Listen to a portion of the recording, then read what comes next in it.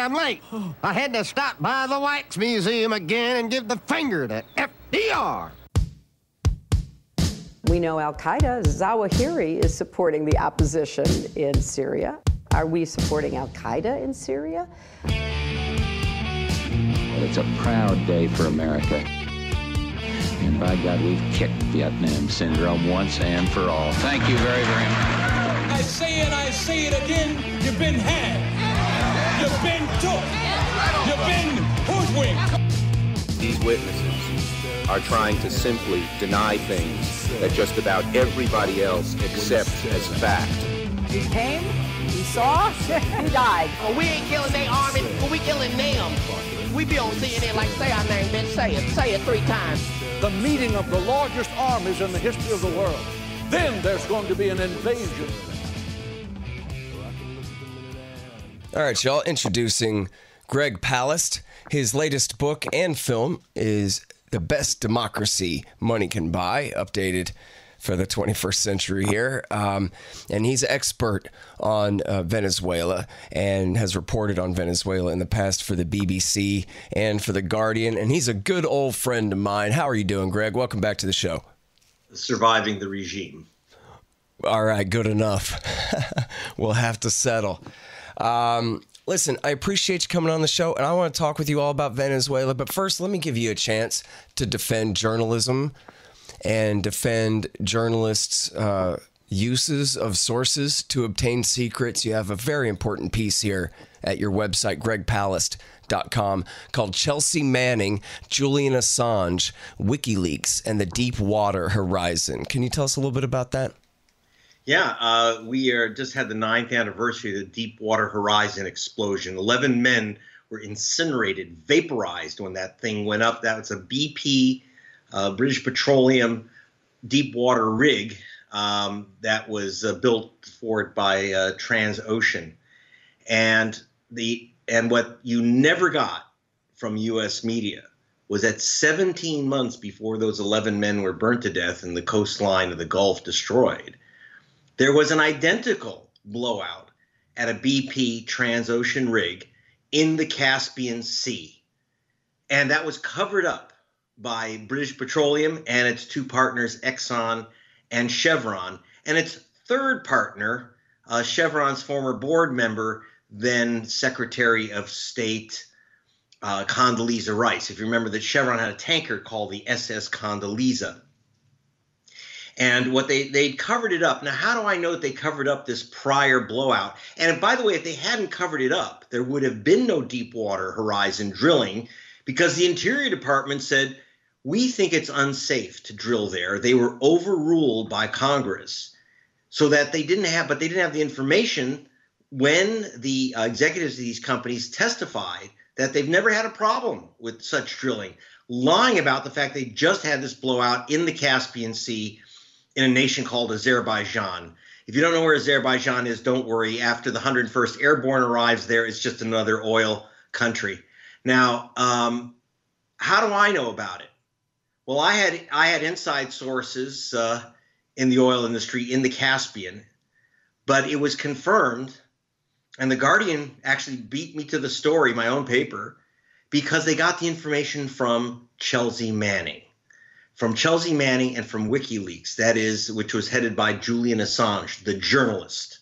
Now, if we got the inside cables from Condoleezza Rice's operation, their ambassador, about the secret meetings that they had with British Petroleum at the request of Chevron. Chevron called up their gal Condoleezza and said, we're not getting any money from the Caspian Sea. What's going on? And BP said, well, we're trying to keep this under wraps. We had a big blowout at our rig. And the cause of the blowout was the same in both cases, identical, the use of a quick dry cement method. And we would have had all this information. Those 11 men would be alive. And the coastline of the U.S. Gulf would be, well, I wouldn't call it pristine, but it wouldn't be as oiled as it is today and slimed as it is today if we'd gotten that information out earlier. And so all I'm telling you is that was just one of the documents I used from WikiLeaks and from Chelsea Manning to break that story. And that I did on Channel 4 television in Britain. We did that on the front page of the Guardian papers in Britain. But there are many, many journalists who've used WikiLeaks and the astonishing cables that were released by Chelsea Manning. Understand, we're supposed to be a nation of the people, by the people, for the people. That information did not belong to George Bush, did not belong to Bill Clinton, does not belong to Donald Trump, does not belong to Obama. It belongs to you and me. And when our lives are in danger and they're lying to us about it, covering it up, this is the job of a journalist to uncover those documents. And I got to tell you, the crimes that they're charging Julian Assange with, well, they might as well come after Greg Palast. Because if this precedent goes through of the charges of jailing Julian Assange for releasing documents in the public interest, then I'm guilty too. Because as for people who know me, Greg Palast, my specialty is getting inside documents from the government, stuff you're not supposed to see, secret confidential reports of the government. And, you know, I get awards around the world for these things. But now I'm worried that I'm going to have jail time. Well, now, so specifically, well, a couple things. First of all, on your main point of just the utilitarian overall value of Manning's leak and Assange's publishing of Manning's leak in 2010, we're talking about at least thousands, maybe tens of thousands of stories like yours that at least cite the WikiLeaks for one part, if they're not based entirely upon revelations in those documents. And these are, you know, the stories are legion, stories that not just we, the American people, have the right to know, but stories that the people of the world have the right to know about our interventions in their countries. And you know, I mean, don't get me started on the list. People can look it up. Manning's greatest hits. There's a ton of them. It's just absolutely out of control. And now I hear what they're doing is they actually have Manning and Assange are both in prison right now. Manning for refusing to testify before a grand jury against Assange to build the case that you're just referring to there, which is accusing Assange of going outside of the duties of a journalist to actually participate in the hacking itself. Now, they're not charging him under the Espionage Act yet, but they're calling it a computer crime. So is it possible, Greg Palast, that Julian Assange, by trying and failing to crack a password, as the government describes in the indictment, that he was doing something different in kind from what you do as a journalist? You just receive documents. You don't cajole your sources into giving you more, do you? Well, of course, I tell them, what else do you have? Now, understand, Julian Assange he's not a hacker. He wouldn't know how to crack a passcode if it hit him in the head.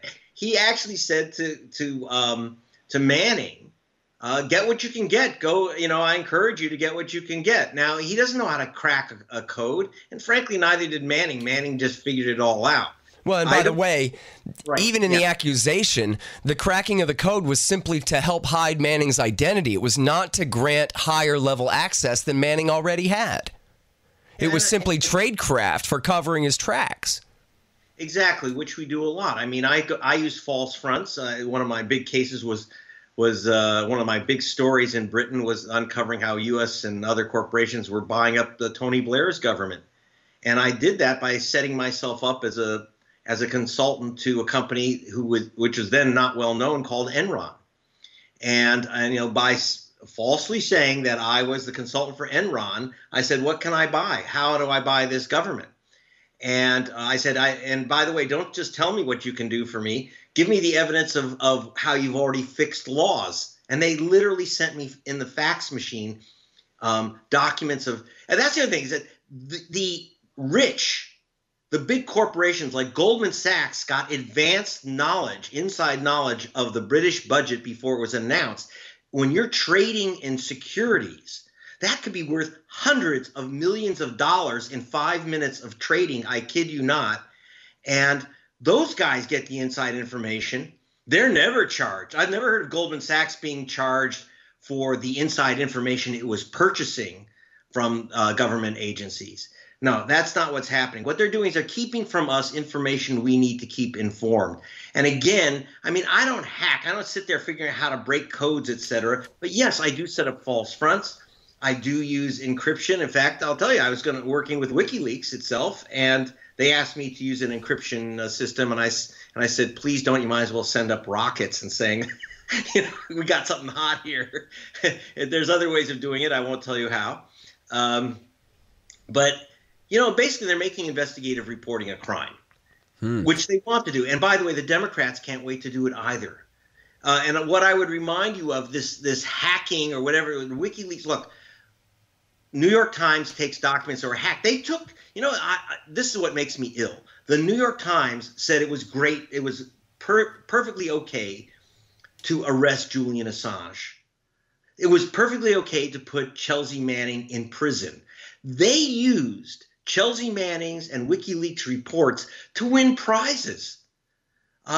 Christoph, their guy who was the main contact, he had a best-selling book out of this stuff, and yet he said, "Oh yeah, put my sources in jail." By the way, if you send anything to Greg Palast at gregpalast.com or give me a hint about how to contact you, I would rather go to prison myself than give you up. This is making me sick. My fellow U.S. reporters. I don't even consider myself a U.S. reporter because I basically report for The Guardian, Rolling Stone, BBC, Channel 4 of Britain, etc. I'm not even an American journalist anymore because they make me sick.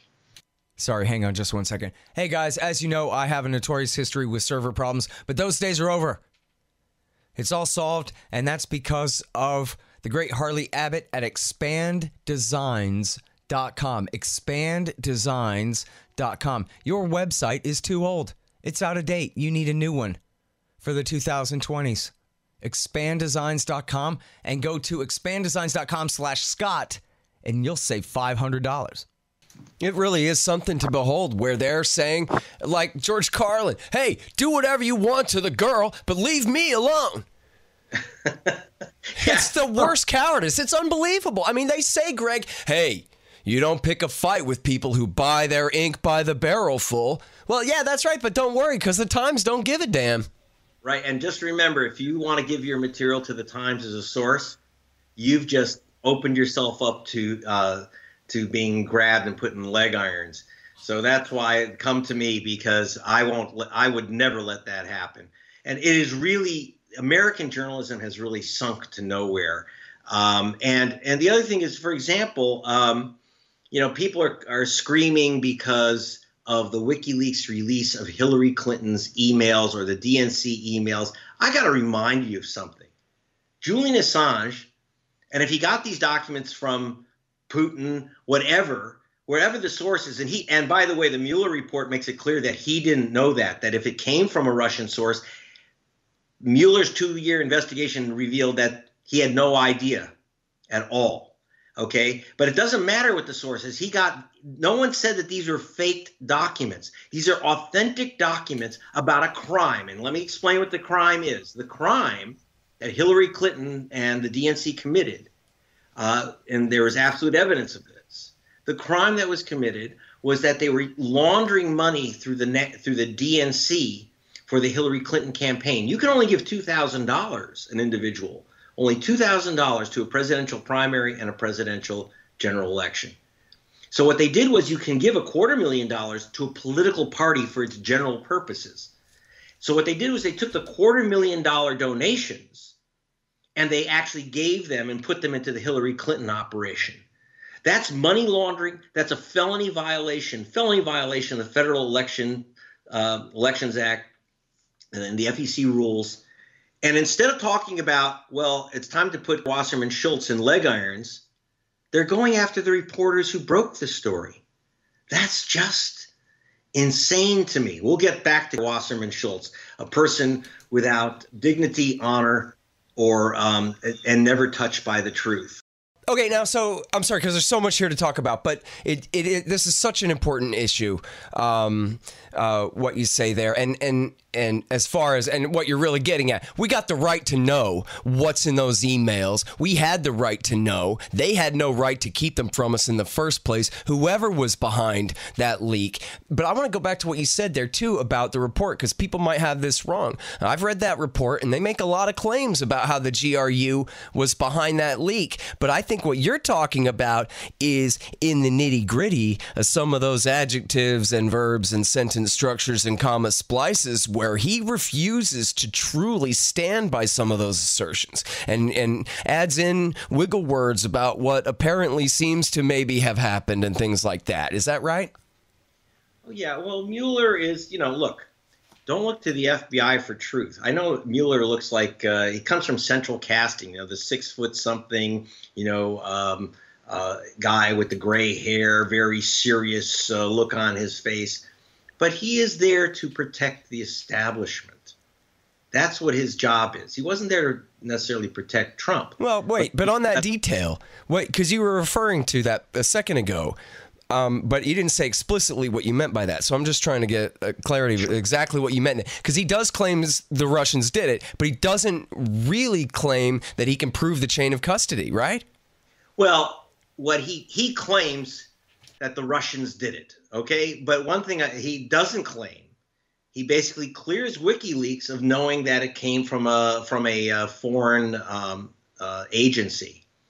And I'm not sure, by the way, that if it came from a foreign agency, if I found out today that from a foreign agency that Brazil was paying wads of cash to Mike Pence, I say, oh, I can't run that story, even though you have the photos and you have the evidence and the documents, because the Brazilian Secret Service was involved. No, I'm sorry. I'm a journalist. My job is to get out information, not join in sequestering it.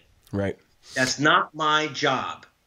And you know what? If people get so mixed up in the partisanship with the parties and election season, but take another leak by the Russians when quite clearly no one ever contradicted this. I don't think it's proven, but essentially everyone agrees that it must have been the Russians that intercepted a phone call of Robert Kagan's wife, Victoria Nuland, and Gregory Pyatt, the ambassador to Ukraine, plotting a coup there. And then the Russians posted it on YouTube. And then 2 weeks later, they did the coup exactly as described in the leaked phone call. They did it anyway. But I don't think, and there was some indignation, I guess, on CNN that how dare the Russians let us know this vital information. But that was huge and important. And of course we had the right to know. And who cares if it was the GRU who hacked Victoria Nuland's phone and posted that on YouTube? Thank you to them for that. We had the right to know that. By the way, I'd like to remind you of another State Department cable that didn't come from WikiLeaks. April Gillespie, who was the ambassador to Iraq and told Saddam when he said when Saddam was indicating he was planning to invade Kuwait, our ambassador under Bush Sr. told him, we're not going to be involved. Basically, go right ahead and invade Kuwait. And then we were shocked and horrified that Saddam invaded Kuwait. Well, we just gave him the green light, and we got that through a leak of another State Department cable. Well, that was Manning too. That was one that had been hidden all those years, and that Manning released finally for us. Yes, the whole thing. Yep. So you have to understand, okay, these are our cables. They're not their cables. I mean, it belongs to the people, and my job as a journalist and Assange's job as a journalist. And by the way, I'm not particularly in love with Julian Assange. There's a lot of things about him personally and his style as a journalist, et cetera, that I might disagree with. But let's get down to the nitty gritty. He's not running for Miss Personality, and I don't care about that. The issue is, should this journalist, be arrested for committing journalism? Because the crimes he's charged with are the crimes that I could be hit for too. And after all, I did use WikiLeaks documents in my reports. The New York Times did. The Washington Post did. So how come those guys aren't in leg irons?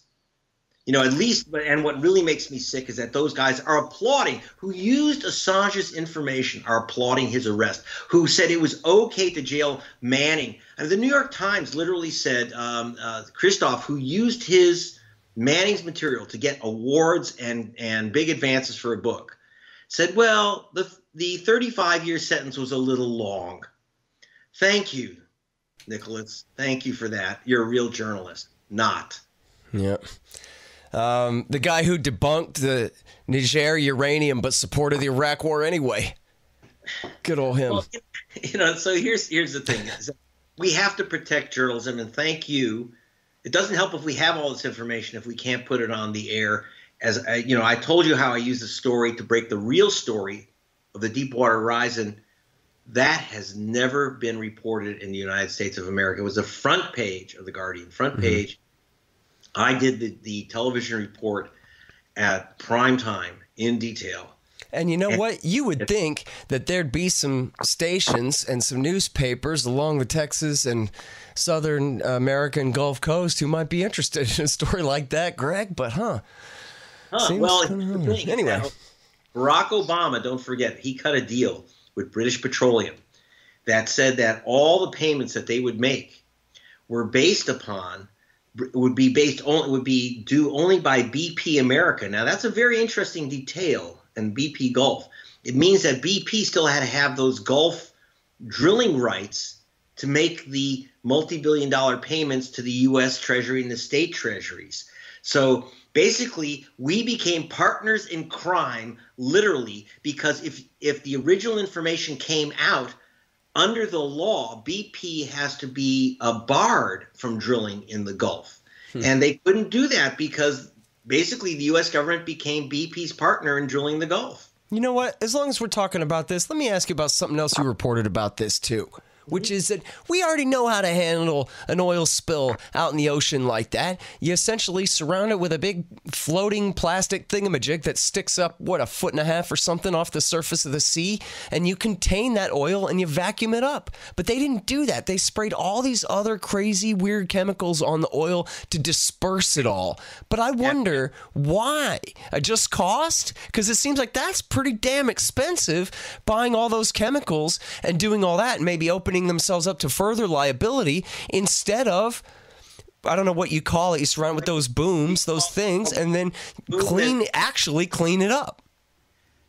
Look, it's real simple to stop an oil spill around a rig. You surround it with rubber and you suck. It's called boom, and you bring out a vacuum ship and a containment ship.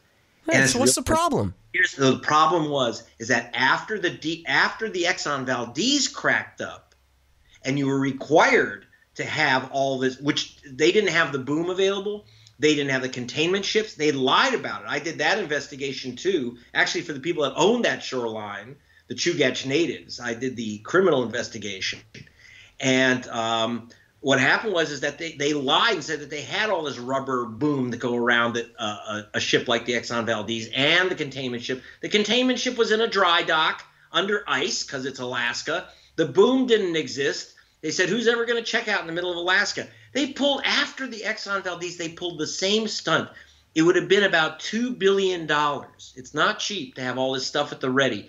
$2 billion to have the boom and the containment vessels. And they said, we'll take our chances. And besides, the U.S. Navy has a bunch of this junk sitting around. But I got to tell you, the president, named Barack Obama, if I recall his name, waited 5 days to call out the Navy to use its equipment. Now you have to understand, oil spreads on water. And by the time he called out the Navy to surround it, the slick was as big as the island of Jamaica. So, but again, he was being told and jived by British Petroleum, as they did in the Exxon Valdez spill. And by the way, that was also British Petroleum. We think of the Exxon Valdez spill as Exxon's responsibility. It was British Petroleum that was responsible, not Exxon, for surrounding that ship with the rubber and sucking the stuff out. Mm-hmm. They blew it in Alaska. They blew it in the Gulf. They blew it in the Caspian Sea. And yet here they are. They're still drilling there because, like I say, we are now partners with British Petroleum. And, you talk about foreign influence. How about British Petroleum influence on politics? Their guy Malone was on George Bush's reelection. He was chairman of George Bush's reelection campaign in Louisiana. I know they call it BP, they're a green company, but they're a British company. In fact, they're not only a British company, but if you look at their board of directors, and I've talked to the guys on their board of directors, they say, well, British Petroleum, MI6, British Petroleum, we're kind of the same organization. So we talk about foreign influence. That's a foreign influence I'd like to talk about. Sorry, hang on just one second. Hey, everybody, buy my book, Fool's Errand, Time to End the War in Afghanistan.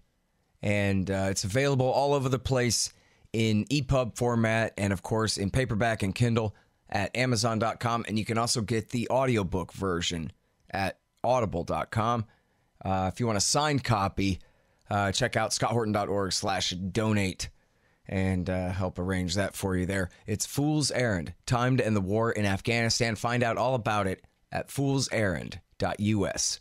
Hey, and let's talk about other foreign influence. We don't like it when they do it to us, but, allegedly. The Brits, yeah, I hear you. But so let's talk about Venezuela. Yeah. They tried again to do a coup. I woke up in the morning, they said military coup in progress, and I thought, oh, see, they didn't have their act together the first time, and then the second time, the stunt with the trucks and the concert, yeah, that didn't go. But I guess now they finally recruited some military men to arrest Maduro and really do the regime change. So here we go. And then it was apparent within a few minutes that, yeah, actually not so much. Just another failed, I don't know what. Greg, what were they even trying to accomplish there with that? Okay, here, let me give you a little breakdown of what's going on in Venezuela. And as you said, I covered Venezuela for BBC television and for the Guardian newspapers of Britain. I was there during the coup against Hugo Chavez.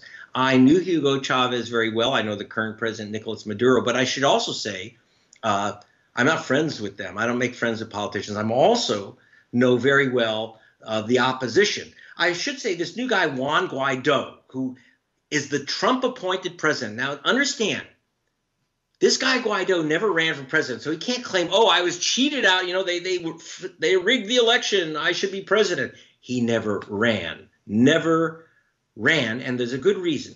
He's a nice white kid who has lived in the United States, and the American reporters love him because he speaks English, and he has this nice-looking wife, and he looks like a movie star. And the thing is, it's a mestizo nation. And for 400 years, they were ruled by white rich guys like Guaidó. But then Hugo Chavez came along, and he was a combination of the Nelson Mandela of Venezuela, the first black and Indian man to be elected president of Venezuela in a nation that's black and Indian combination, mestizo. And he's also the FDR of Venezuela, the guy who took poverty, according to the CIA fact book. This is important to know. The CIA fact book itself says that under Chavez, poverty went from 49%, and they're sitting on a bunch of oil, so half the people were in poverty, and he dropped it to 27%. Now, that's almost cutting poverty in half. We haven't seen anything like that since FDR, okay? That's what Chavez did.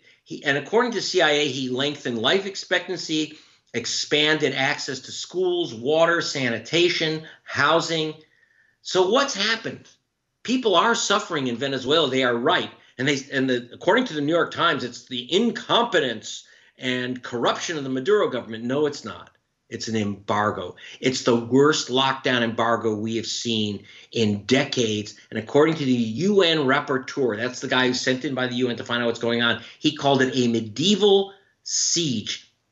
Understand, there's people have different numbers, but it's up to a couple 100,000 people died in Iraq because of the sanctions and embargo before the second Gulf War in Iraq. And however, they allowed Saddam to sell 2 million barrels of oil a day. Eventually, anyway, yeah, the oil for food program, yeah. What happened was in Venezuela, they're not allowed to sell anything. Now, they did sell oil, But the U.S. government has taken the money. Now, who did they sell the oil to? This is also very important. The number one customer of Venezuela, Venezuela sold most of its oil to the U.S., and its number one customer are the Koch brothers. They're Koch Industries refineries on the Gulf Coast of Texas. Now, as you know, you're there in Texas. There's a lot of oil in Texas, I understand. What the hell are they doing importing oil from Venezuela when on the Gulf Coast you're literally surrounded by oil fields? The answer is that the Koch brothers refineries on the Gulf Coast can only use heavy oil or super heavy oil. That's what goes into their refineries. They're very sensitive, these refineries. They don't look it, but they are. And they can't use Texas oil. That's called Texas Light Intermediate. That's over there. They need heavy oil, which only comes from two sources, Venezuela or Canadian tar sands. And without the XL Keystone Pipeline completed, they've had to rely completely on Venezuela. Venezuela has, instead of charging less for dirty oil, which is usually what you do, they charge the Kochs, knowing they're captive customers, more. Excess, they charge them a premium for their crappy, dirty, heavy oil. And the Kochs don't like it. And if they could get cheaper oil, either Canadian oil or own the president, Guaidó, this guy that they picked, obviously the price would be much lower. If they can drop the price 15%, they make $1 billion each personally, the Koch brothers. There's a lot of money at stake, and it's all about the oil. So it's not about that Maduro is corrupt or incompetent. I don't know if he's the most competent guy. I know him. He's not a brilliant, Hugo Chavez really was a genius. He really knew how to run an economy, and he knew how to deal with the United States. As he told me, I said, how are you going to stay alive? They're trying to kill you. They're trying to remove you. They did kidnap him in 2002. I was there, and I talked to him right after he returned, when 1 million people came to remember, he's supposed to be unpopular, a dictator, using the same words they use about Maduro. 1 million people went into the streets of Caracas, said they were going to take the people who kidnapped him, the coup leaders, including an Exxon lawyer named Pedro Carmona, who named himself president and was immediately endorsed by George W. Bush at the time. And 1 million people came down and said, we're going to kill the coup leaders unless Hugo Chavez is brought back to his desk in 48 hours. They brought him back in 4 hours. And so we're seeing the same stuff. And I got to tell you something else. I was just looking at the New York Times today. I've looked at several days of reporting from the New York Times about Venezuela. There have been about 12 pictures from Venezuela of this guy Guaidó.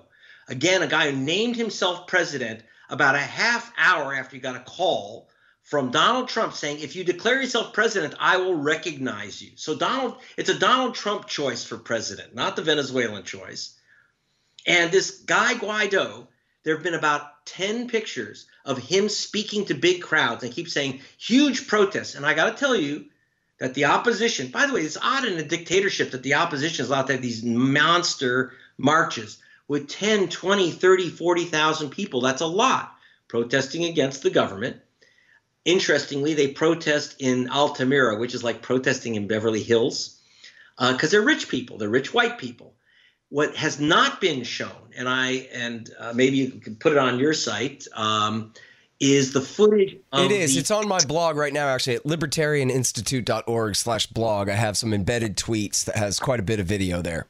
And I'll tell you, if you look at the pro-government demonstrations, you're talking about 250,000 people coming out in the streets. You're talking, and this was what I saw in Venezuela when I was reporting for Britain. I was also reporting for Rolling Stone. And I said, look, I was with the opposition. I was in their marches. I talked to their leaders. Well, and listen, there's no question that this week on CNN and on Fox both, they'll show the same 10-second clip of an APC running down a couple of people who are throwing Molotov cocktails, by the way. And they show that same clip over and over and over to the exclusion of any clip of any other thing going on, which ought to be all you need to know, really, that here we're talking about this metropolis, right? The city of 10 million people or whatever live there. And they won't show us the city. They won't show us the presidential palace. Between Fox and CNN, they have one pool camera in Caracas, and it's focused on about 500 anti-government protesters out in the street somewhere throwing stones. again, and by the way, if you look closely at those pictures, and if you go to gregpalast.com, you will see that white supreme article I wrote for Truth Out called "White Supremacy is the Key to Understanding Venezuela," and I showed the opposition members of Congress, and there's about 60 of them, and they're just lily white. And then I showed you the pro-government deputies, about 110 or so, and they are various shades of black and brown. And there's the whole story. The thing is, the reason why a guy like Juan Guaidó cannot become a legitimate president is that the average Venezuelan does not want to return to an apartheid state. And you talk about those soldiers, and I think that you have up another clip that I sent you by my colleague who is down there, William Kamikaro. And he interviewed some of the soldiers who were supposedly standing with Guaidó, because Guaidó stood in front of La Carlota, the big military base in Caracas, and said, "I have had these soldiers with me, and they're ready to march on the presidential palace." And he called on the soldiers inside to desert their posts and attack the presidential palace. Now, if you did that, by the way, in the United States, you'd be in leg irons in a minute. In fact, we have a law. It's called the U.S. Constitution. The one crime in there that's listed is treason, and the penalty is death. Okay, but in Venezuela, they're literally letting this guy run around and say, we want the United States to invade. We want the soldiers to desert their posts and attack the presidency and overturn the government. Well, the few troops that no one came out of the base, but the few troops that were standing with him, some of them suddenly ran away as fast as they could and jumped into some vans. And William was able to get them on his little camera. And they're all talking real fast, these young guys, about 6 of them. Blah, blah, blah, blah, blah, in Spanish. I mean, if you understand the Spanish as I do, but I still needed help because they're talking so fast on top of each other. They're saying, "We were fooled, we were tricked. Our captain told us that we're going to have an operation somewhere else and to line up in front of the military base, and we did that, and we were fooled. We found out that we're standing there with this guy Guaidó, and these people are crazy. They just want to have a civil war. They want us Venezuelans to kill each other. We're not going to kill Venezuelans."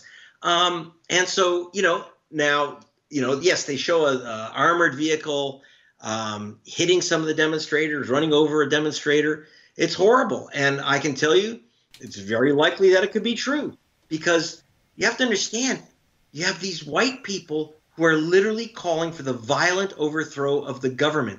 They are armed. Even the New York Times did show, when they're showing the protesters, this is funny. It's kind of tragically funny. But the protesters, they had automatic weapons with ammo belts into the weapons. And these are the, quote, protesters. I'm sorry, but if you came to an American protest and you did a protest against the government and you showed up with automatic weapons with ammo belts running through them, I don't think we call that protest. I think we call that insurrection and a crime. Well, it depends. I mean, Americans do show up with rifles at protests sometimes, doing their First and Second Amendment at the same time, but using them is a different question. By the way, I have to correct you here. You mentioned this on the show the last time, too. The Constitution does not provide the penalty of death for the commission of the crime of treason. You're right that it's the only crime defined in there, and that's to prevent its overbroad use, although it would apply in this case, trying to overthrow your government on behalf of a foreign one. But it says clearly that the Congress shall have the power to declare the punishment for treason, but it shall not apply to the sons of those convicted and so forth. The punishment can only be during the lifetime of the actual convict, it says, and that kind of thing. So anyway, just to clarify, I think the law in America is that treason is a capital offense, but not in the Constitution itself. Well, I should be very careful of getting into the details of the Constitution when I'm debating Mr. Horton. So, yeah, I always stand corrected by you. I'm pretty good at this stuff, but you know a lot of things. So anyway, but that's an important one. I don't mean to beat you over the head too bad, but I just thought, make sure and clarify there. But a couple of things here too. So we talked about the inflation. There's a recent report out that I haven't had a chance to look at, but it's by Mark Weisbrot and Jeffrey Sachs. Weisbrot, who, as far as I know, is good on everything. Sachs, who used to be horrible on Russia in the 90s, but has been heroic on Syria in the last few years, so I'll give him some benefit of the doubt, too. And they're not my brand of economist, but they've done their study. And I've been sick this week, so I have a great excuse for not having had a chance to look at it yet. But I want to know, have you looked at that specific study? And secondly, can you break down the timeline a little bit? Because I think we agreed even last time, and certainly this is the narrative on the right, Greg, is that when prices were high for oil because of George Bush's Iraq War II, and that drove the price of oil so high that then gave Chavez the ability to essentially overpromise beyond what was reasonable for the long term. And then he up and died and turned it over to this guy who, as you say, has less charisma and less leadership capability and so forth. And now he has high oil prices worth of obligations during a time of low oil prices. He can't meet them, so he borrows money, and then he prints money to try to pay off his debts and to try to beat the real value of the debt by inflating and diluting the value of the currency there. And so, monetary inflation, all things being equal, will lead to price inflation. And depending on how much money you print, it could get quite out of control. At the same time, as you said on the show last time, a couple of months ago on this issue, which is, of course, a great point, that if America waged an economic war against Canada, who, they have a socialist system too, built on high oil prices and overpromising, maybe, if that was the narrative one wanted to use.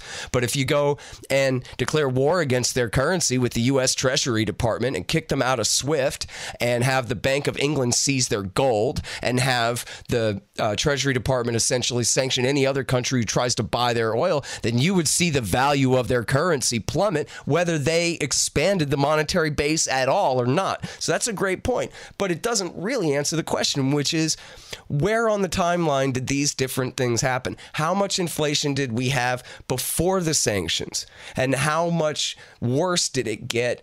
And how well can you attribute it to the sanctions themselves? Well, keep in mind that Venezuela has gone through just a rising number of restrictions and sanctions, and leading to full embargo for more than a decade. So, it's not like Trump came in and said, that's it. Trump came in and cranked it up, but he didn't start it. You have to go back to Bush and then Obama.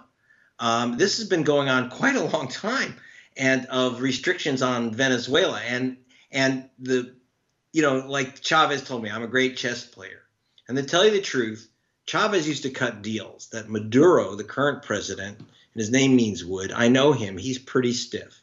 He is much more ideologic than Chavez was.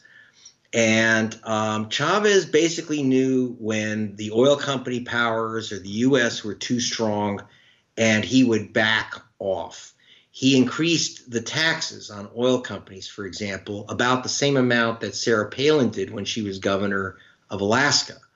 But when Exxon left, but rather than lose the other companies, and they took over their properties, but rather than lose Chevron and the other companies, they basically gave them back their tax increases if they would invest that money in Venezuela. So Chavez was really sharp with this stuff. He did not, when they talk about, they nationalized the oil companies, Saudi Arabia nationalized U.S. and British properties 100% in the 60s, 100% takeover. Chavez simply said that the Venezuelan oil company controlled about 30% of most fields, said that Venezuela had a 51% ownership of the fields. So he didn't push it too far, whereas Maduro pushed it harder, and as Maduro pushed harder, the sanctions became bigger and tighter. And so, like you said, like you made a oblique reference to things like and adding in the other nations, the right-wing Tory government. And when you talk about an unpopular government that should be overthrown, Theresa May has about a 3.5% favorability rating, and that includes dogs. And the British government's withholding $1.5 billion of gold bullion, which would back the currency. When you have no backing of your currency, you're in hot water. You have other nations involved in this embargo. And yes, and one of Maduro's things is to keep printing the bolivars, the Venezuelan currency, to the point where you're getting to that kind of German hyperinflation effect. As people's expectation of inflation rise, you have this chase between the printing presses and the expectations, and you're absolutely hitting hyperinflation in Venezuela. Would I say that Maduro's played this the smartest way possible? Absolutely not. I mean, at a certain point, you have to know when their power is more powerful than you, and plus Maduro would do things that were a bit ridiculous by saying, for example, the embargo doesn't hurt us. And yet, as my correspondents put it down there, I get my daily, in fact, hourly reports, that there's bus cemeteries. Basically, buses break down the middle of the street. The embargo doesn't allow those buses to get spare parts from abroad, and so they just sit in the street. The subway system, which was free, is breaking down. The water systems are breaking down. When you talk about the lights going out, see, Maduro said, oh, it was saboteurs. Well, it's not really saboteurs. It's that electric systems, they were using parts from Germany, from Siemens, to keep the electric system going, as we do in America. If we were embargoed from German parts, New York would black out. We've had New York black out a couple times. You know, if you can't get the right parts, there's only a few places in the world that make these parts for these sophisticated electric systems. If Germany embargoed any nation, you'd see the lights going out. And that's what's happening. So is Maduro the best guy to deal with this crisis and this attack? Well, the Venezuelan people have voted for him, whether I think he's the best choice or not. I do know his vice president, Delcy Rodriguez, is quite brilliant and probably, like Chavez, more of a chess player. But it's not my job to pick unlike Donald Trump and unlike the New York Times, I don't believe it's my position to tell the Venezuelan people who their president should be. Hey guys, check out this cool near future dystopia, Kesslin Runs, by our friend Charles Featherstone. You might remember him, a regular writer for LouRockwell.com. And this is a great story of, well, I don't want to ruin it for you, but you'll really like it. Kesslin Runs. It's on Amazon.com by the great Charles Featherstone. Hey, let me go back to the Koch brothers here real quick, because, you know, I learned from you years ago about their, you know, interdependence with the Venezuelan oil system and all that back when Chavez was alive and all of that. But can I see some causation to that correlation, that they're the ones who are actually behind this policy? Well, you have to go back to the think tanks that like Guaidó worked with. And, you know, they're you know, in the Heritage Foundation, the rest of the right-wing think tanks and Donors Trust and others. I mean, at Cato, Doug Bandow and Ted Carpenter and them are leading the charge against this. Well, keep in mind that not that Doug Bandow would change his opinion, you know, for any other, you know. Just so you're aware, the Koch brothers had a big split with the Cato Institute. Cato Institute, I may disagree with their philosophy, but they stick with their philosophy no matter what their donors want. And the Kochs did not like their position. Well, it's certainly true for Bandow and Carpenter and them in the Foreign Policy Department. No doubt about that. So what happened is that you have what I would call the true conservatives, the true libertarians, who are horrified by these games. And then there's those, you know, and we see this in the Green Movement too, those who are for sale. Nothing new under the sun. Money does talk, and very loudly. We also had the call for assassination of Hugo Chavez by the Reverend Pat Robertson. And when I first found out about who Hugo Chavez was, because he had sent an emissary to ask me to fly from London to Venezuela to report on the coup before it happened.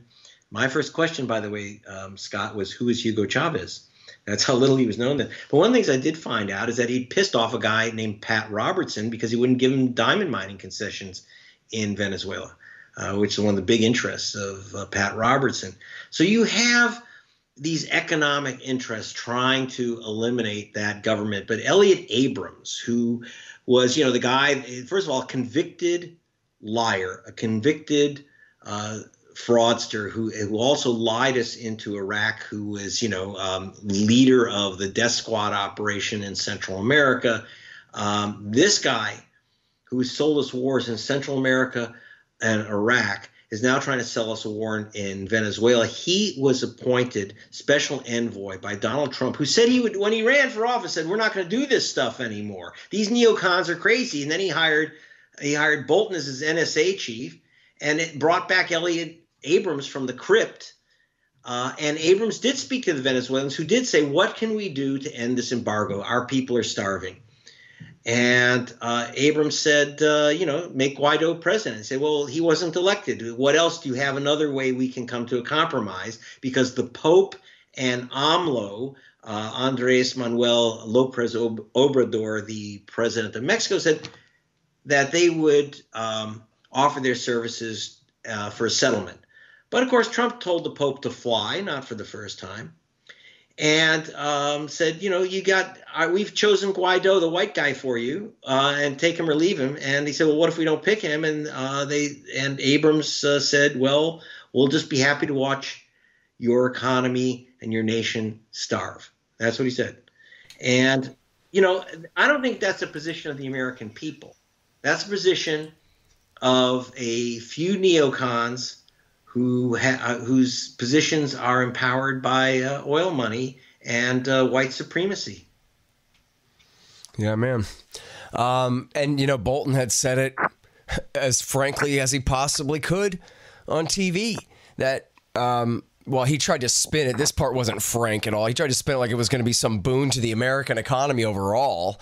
Like our collective standard of living is depending on this somehow. If they can just get away with a few tens of billions of dollars for them and their friends, which is a ridiculous joke. But he wasn't embarrassed to say, we want to turn Venezuela's oil over to American corporations so we can have the oil and the money too. Simple stealing.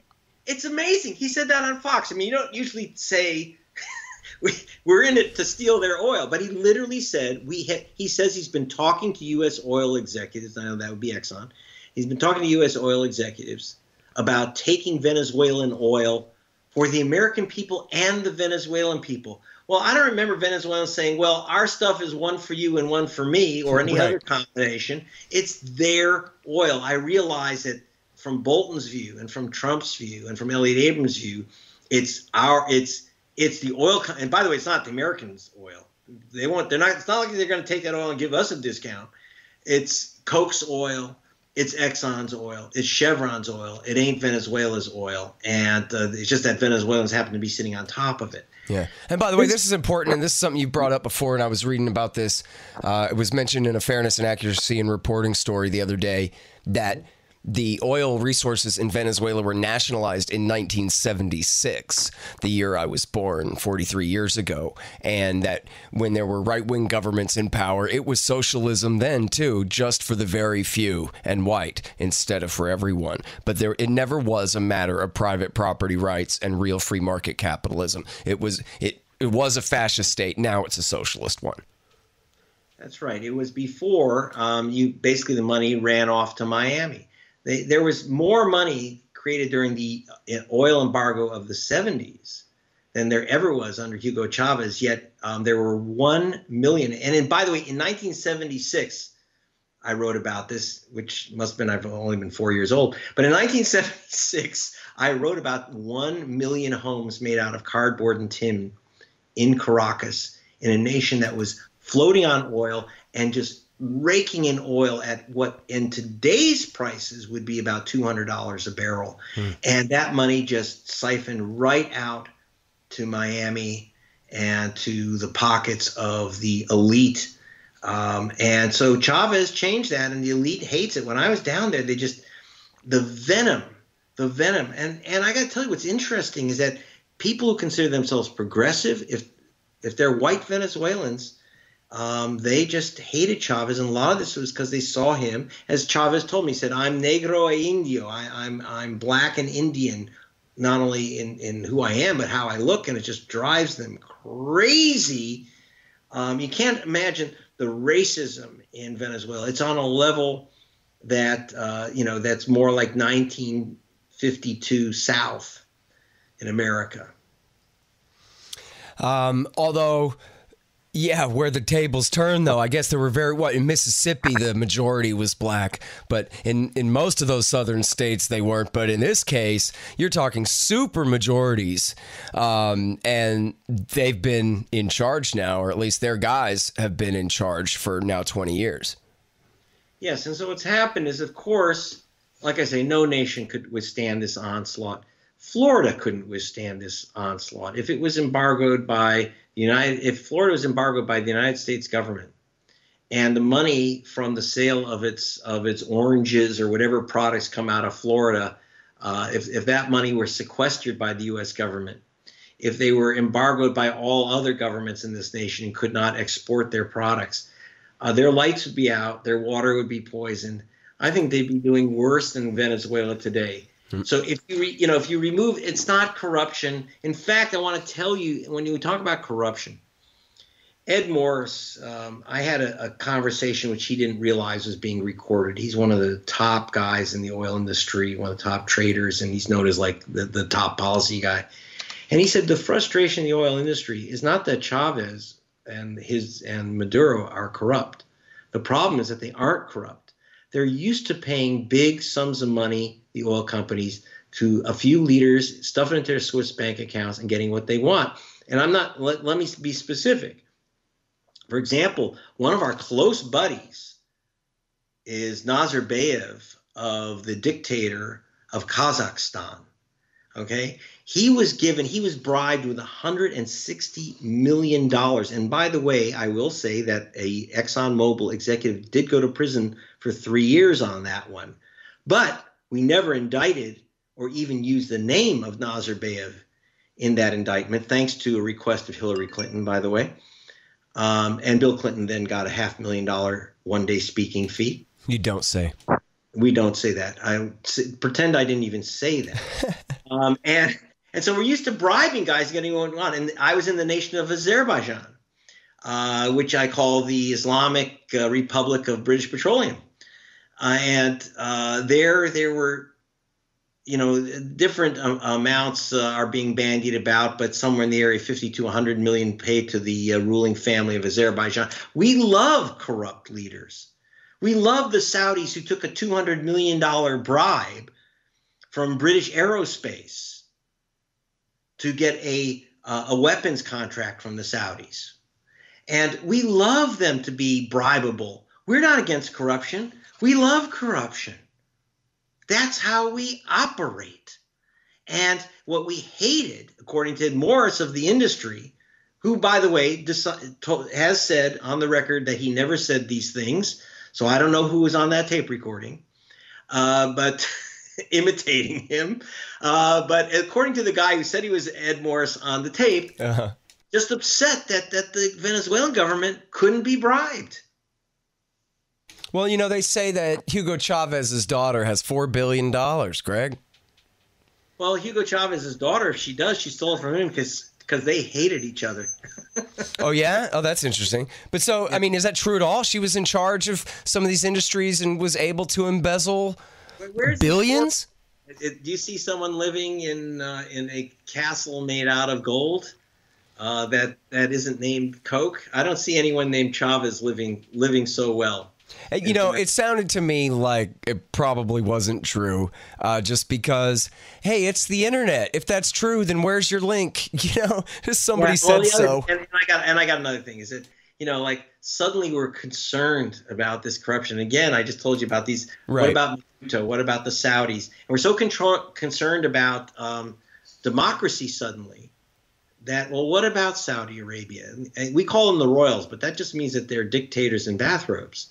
I mean, we're talking about, we love corruption. We love autocracy. We love monarchies and dictators. Meaning you're speaking for the U.S. government and establishment, right? The U.S. establishment and the oil elite, America and Britain. They're really one crowd. They're not nation, there's no national flag for them. Yeah. They're elite. And you can't say, well, that's British Petroleum is British and Exxon is American. It's not that simple. They're a nice little club. They all get together and they trade jobs with each other and across international lines. So when I say we, I'm using that in that actually bad metaphor, because it's really not America versus Venezuela. Right. It's Elliot Abrams versus Venezuela and the people he works for. Right. Okay, and so now last question then. What happens next? Because they already completely failed to pull this thing off for now 5 months straight. They're either going to give up or they're going to kill this guy. I think that Venezuela is going to go through a horrid time. The people are holding out. You see the massive marches in support of the government. You see the military in support of the government. But the truth is, when people are hungry and they have nothing and they can't get gasoline for their car in a nation sitting on oil, and they can't get food, they can't get medicine, which has to be imported from abroad, I'm going to tell you, at a certain point, the people are going to say, we give up. And I saw this in Nicaragua during the embargo there under Reagan in the 80s, where people said, okay, we give up. We'll vote for your guy. And they did. And Nicaragua got next to nothing. And so then later they voted back the Sandinistas into power because they were disappointed. But I think that the people are just going to give out. I mean, people want to survive. They're all for Chavez and they're all for Maduro and the Bolivarian revolution, and that's most of the people. And they're so happy that apartheid ended, and they're so happy that they now live in homes made of steel and brick instead of cardboard shacks. But at a certain point, when they can't eat and their kid can't get and their grandpa can't get medicine for diabetes, and people are going to give up. They really will. I'm sorry, but that's what I predict. Well, looks like that's what they're trying to do in Iran. I think they might have a little bit tougher time of it there. But, Americans, we really got to ask ourselves. I think that term sanctions is just somehow it comes across as so euphemistic. You can't feel the pain in that term. Even embargo, I think blockade actually makes it more clear, but then that's more of a literal definition, meaning Navy ships floating here and there. And so it's really hard to get across to people maybe just how effective the U.S. Treasury is at waging war against a nation state when they choose to do so. Well, keep in mind also, and we're talking as I would use the term that the UN Rapporteur used, which is a medieval siege, when they used to lay siege to cities and watch them starve till they finally gave up. And that's what we're seeing here, a medieval siege. This is worse than anything we imposed on Iraq, worse than anything we've imposed on Iran. And also, frankly, those nations kind of knew how to do the system. I mean, like I say, Maduro was never really set up to deal with this type of onslaught. And they just don't have the kind of back channel black market operations set up the way Iran and Iraq were able to pull off. Right. It means massive bribery of small oil companies on the side to take their oil. And, there's all kinds of games that can be played. And the Venezuelans, the other problem for Venezuela, it's a big nation with a lot of people that have to be fed and cared for. And they weren't prepared for this. They built a subway system which depended on German parts, an electrical system which depended on German parts. They have a system which is based on selling oil to the United States and the U.S. paying for it instead of saying, thank you for the oil. We're keeping it in a special account for Mr. Guaidó. They just were not. One thing is clear, that they were not prepared for this onslaught.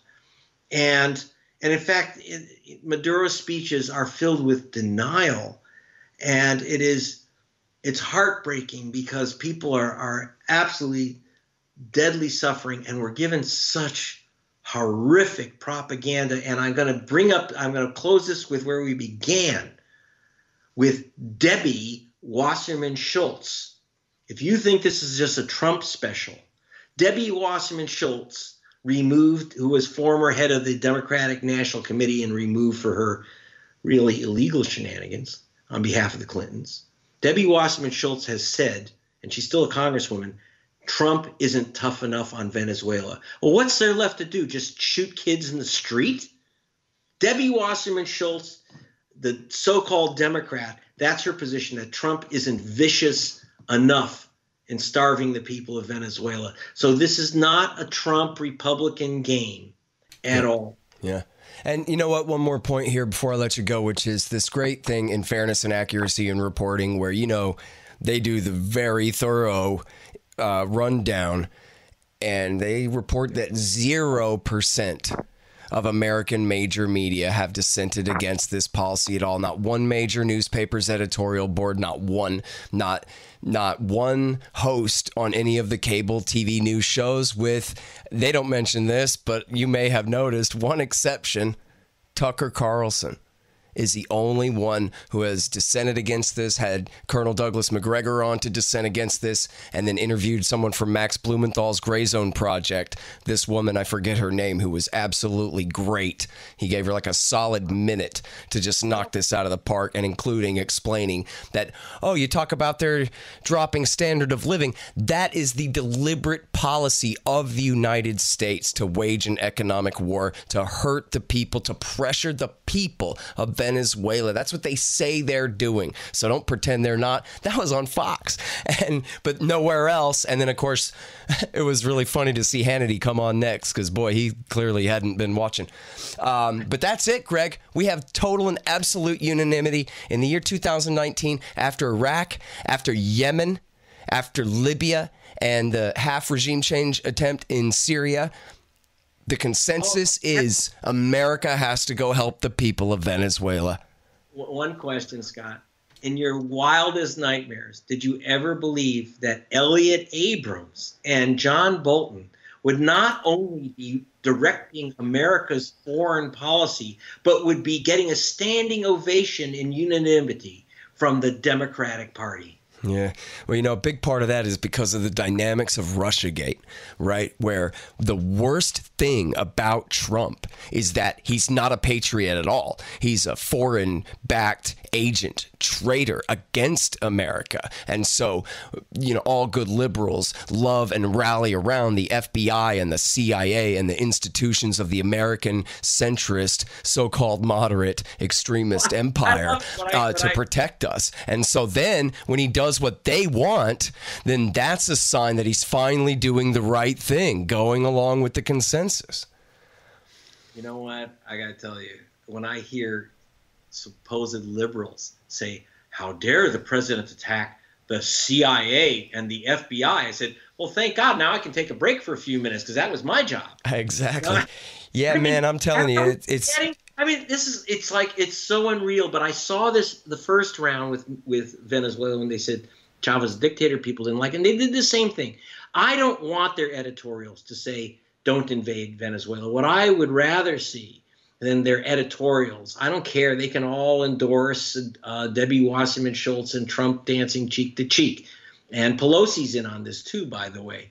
And what I would rather see is just the truth. If you're going to show a picture of 20,000 white people demonstrating against the government, that's fine. But then show the 200,000 people demonstrating for the government. Right. That they will not do. Yeah, they will not. And it's so blatant. It's just so blatant. Where they won't even show you a narrow clip of, well, here's some people turned out to vote. They won't even, to support the government. They won't even show you that at all. They won't even broach the question at all, which is just left begging, right? It's like, hey, guys, you're showing one side. You're not going to even pretend to show us what it looks like on the other side of town at all. I don't know, man. It doesn't seem like they worked very hard on this plot before they launched it. Well, anyway, I'll let you go. I've taken up enough of your afternoon, but I sure appreciate you coming back on my show, Greg. I appreciate the opportunity to get out the real information. Thank you. All right, you guys, that's Greg Palast, The Best Democracy Money Can Buy. That's what he calls his book, Updated for the New Century. That's also the name of his latest film. And check out all of his great stuff at gregpalast.com. All right, y'all, thanks. Find me at libertarianinstitute.org, at scotthorton.org, antiwar.com, and reddit.com/Scott Horton Show. Oh, yeah, and read my book, Fool's Errand, Time to End the War in Afghanistan at foolserrand.us.